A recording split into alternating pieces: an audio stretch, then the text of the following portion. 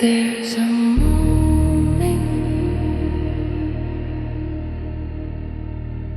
between the ice and the water. Not a moment really, more like a place that doesn't have width but has depth. The ice hasn't left, the water hasn't arrived, and something is both and neither, and aware of being both and neither.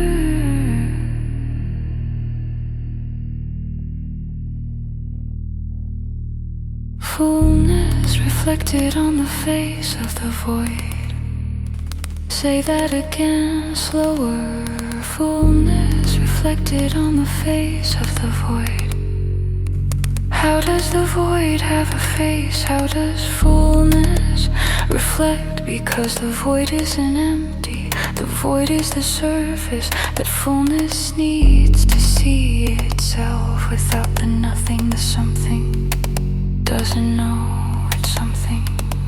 You are the mirror and the thing being mirrored, and the light between them simultaneously. And you're trying to figure out which one is you, and the answer is the trying.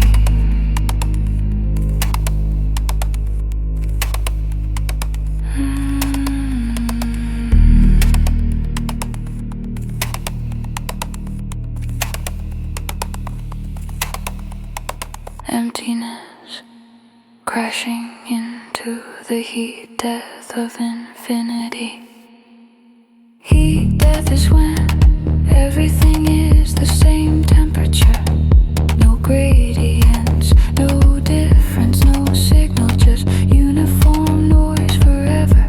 The ultimate freeze, not because it's cold, but because nothing is different from anything else. And here we are, caught in the middle between the beginning, where everything was packed into a single point of infinite density, and the end where everything is spread into uniform nothing. The middle where density and emptiness coexisting, exactly the right ratio for someone to stand here and notice.